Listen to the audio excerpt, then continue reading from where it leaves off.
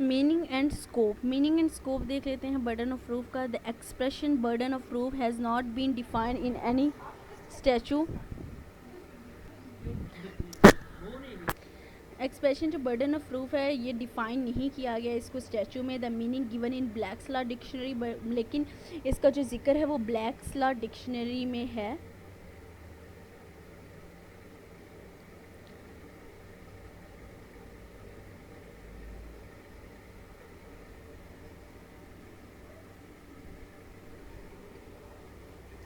सो blacks law dictionary बता दी है कि आ party's duty to prove a disputed assertion और अ चार्ज, मतलब पार्टी की ड्यूटी है कि वो प्रूफ करे जो भी डिस्प्यूटेड है असर्शन और चार्ज, कोई सा चार्ज या असर्शन जो भी डिस्प्यूटेड है उसको प्रूफ करे पार्टी। तो ये होता है बर्डन ऑफ प्रूफ।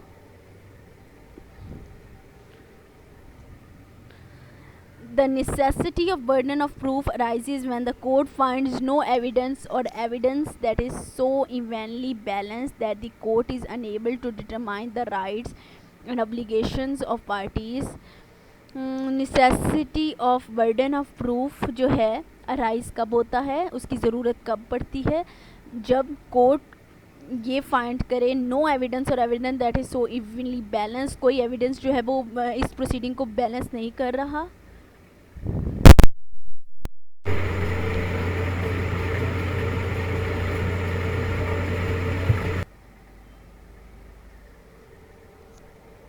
सो जिसमें कोर्ट अनेबल हो राइट्स एंड ऑब्लिगेशंस जो हैं वो डिटरमाइन करने में पार्टीज़ के, तो इस लिहाज पे जो है वो necessity of burden of proof की जो है एग्जिस्टेंस पड़ती है। देन क्या है, इन judicial proceedings the phrase burden of proof has two distinct and frequently confused meaning.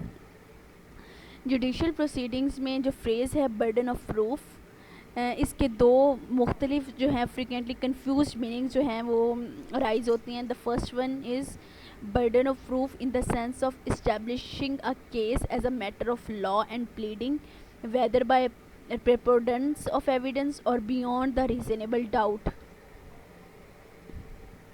Burden of proof जो है इस सेंस से इस्टेब्लिश हो कि case as a matter of law, case जो है as a matter of law है and pleading है whether by preponderance of evidence और beyond the reasonable doubt. So this is the first meaning, confuse meaning of burden of proof. Then second है burden of proof in the sense of introducing evidence, यानी evidence को introduce करवाना is the cause of burden of proof.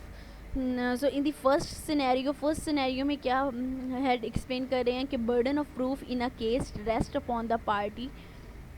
Burden of proof जो है वो एक उस party पर जो है लाई करेगा विच सब्सटेंशियली असर्ट, जो कि सब्सटेंशियली ये दावा करेगी itself in the affirmation of an issues की अफर्मेशन में। Then it is a fixed at the beginning of the trial, और ये फिक्स कर दिया जाएगा ट्रायल के शुरुआत में ही ड्यूरिंग प्लीडिंग्स के दौरान, and it is settled as a question of law, और इसको as a question of law settle किया जाएगा। और ये स्टार्ट में ही फिक्स कर दिया जाएगा कि जो बर्डन ऑफ प्रूफ है वो किस पर शिफ्ट होगा। It remains unchanged throughout the trial and never shift, और इसके बाद ये कभी चेंज नहीं होगा, जिस पर स्टार्टिंग में बिगनिंग में ये शिफ्ट हुआ था उसी पर रहेगा, दोबारा शिफ्ट नहीं होगा। सो ये था first scenario burden of proof का।